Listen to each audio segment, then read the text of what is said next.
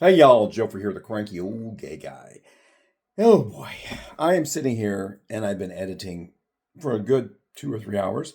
Excuse me. Got cleaned up. I'm gonna go play pool tonight. Just downed a whole cup of black coffee, and I'm telling you, I'm belching that thing up. Just checking in to say, hey, I did go to the neurologist today and was given a thumbs up. Uh, I still have a little bit of, like I mentioned before, I got a little bit of old blood um, near where the bleed happened, but she is very confident that in time it will go away. Um, she did mention that symptoms that I've had, like phantom pains, are normal. I have had some phantom pains. Like when I just said phantom pain, I had a pain like right there where the bleed was, and that's probably a mental issue. Uh, Also, the scar tissue, sometimes it'll just start throbbing and aching, and she also mentioned that that is normal because it is the nerves that were severed reattaching themselves, and oftentimes when that happens, you will feel it. I asked her some questions she said she'd never heard before, such as if I get in a pressurized situation like an airplane and we lose pressure, um, will the openings in my skull allow the fluid surrounding my brain to push up into those openings? And she said, wow, I've never heard that before. In theory, I guess that could happen, but probably not. What is the um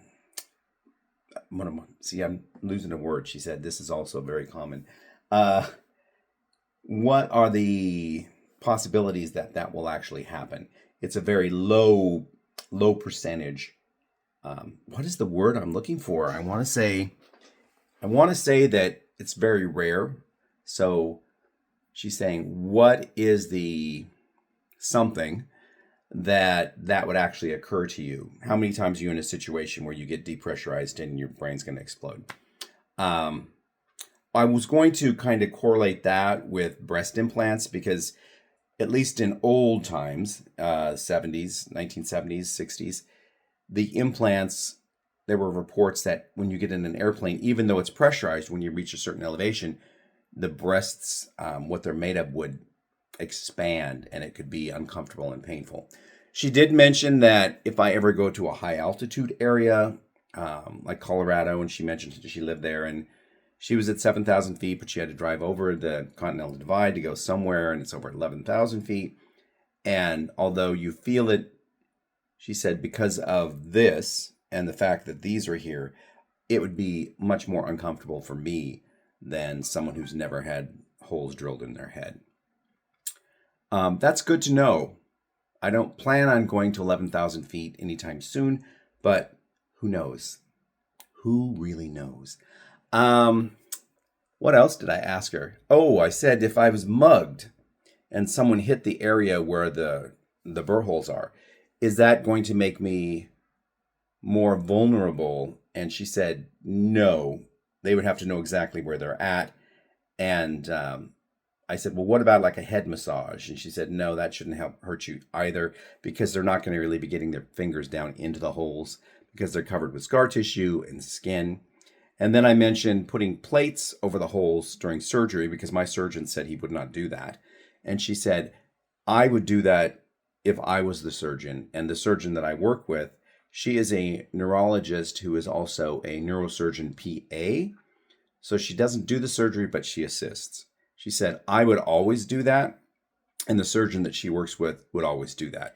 And the plates are not I was thinking they were going to be some kind of a medical grade plastic that doesn't, deteriorate. And she said, no, they use a metal plate. And I asked if it would stick up and show where the skin, above the skin. And she said, no, your skin is smooth. You don't notice it.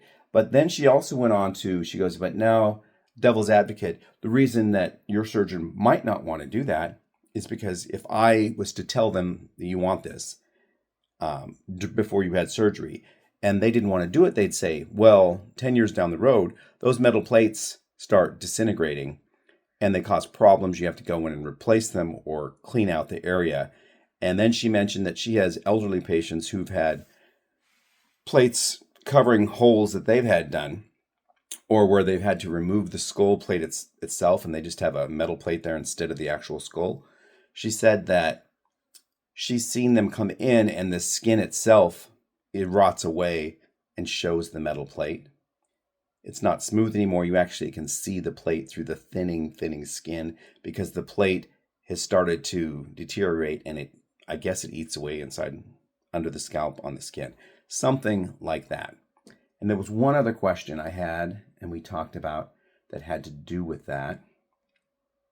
I don't remember what it was, but it was something. But what made me cranky today? Oh, we gotta get to that, don't we? Well, the parking situation to get into her office, which is a medical building, which is attached by a sky bridge to the hospital in Northwest Portland. The parking garage elevators do not line up with the building floor levels.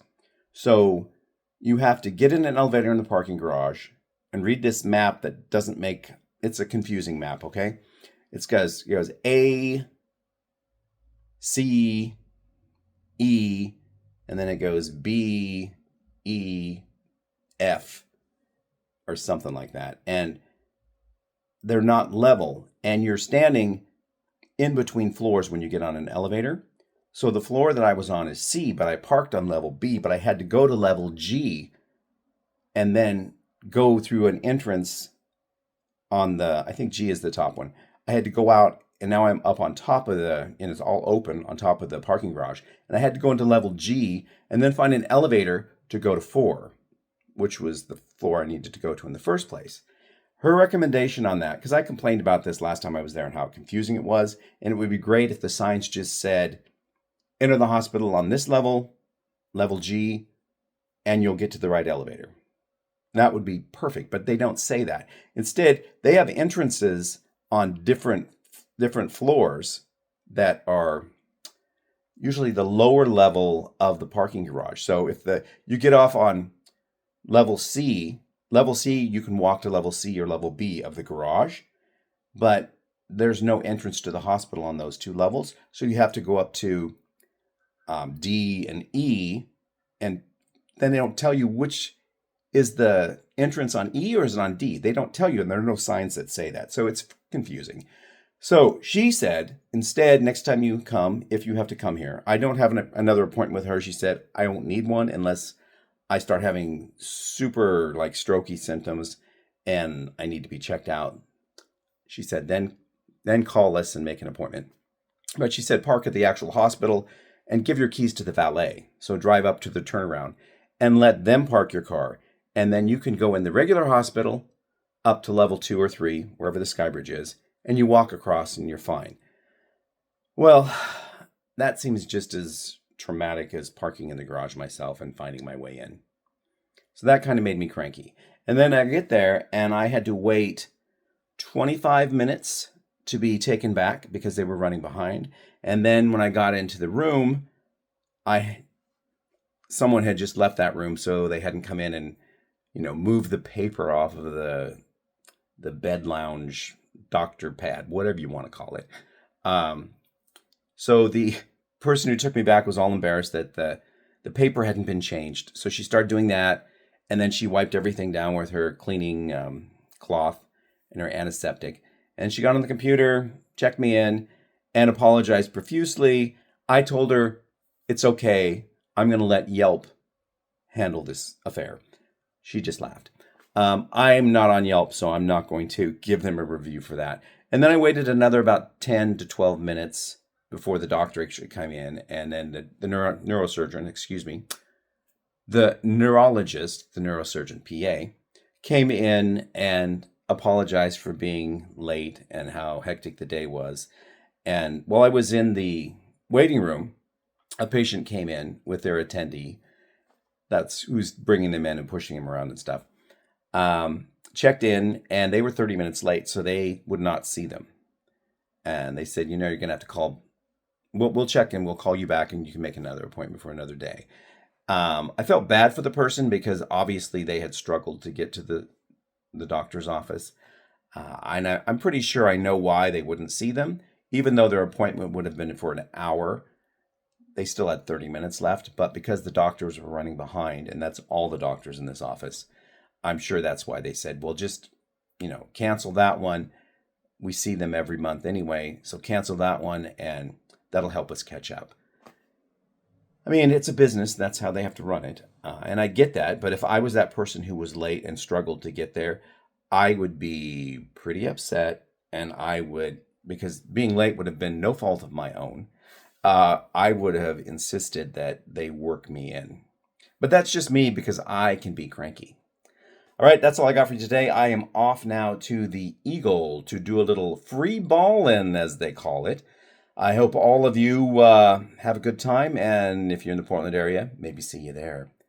Stay cranky, my friends. Stay cranky. Bye-bye.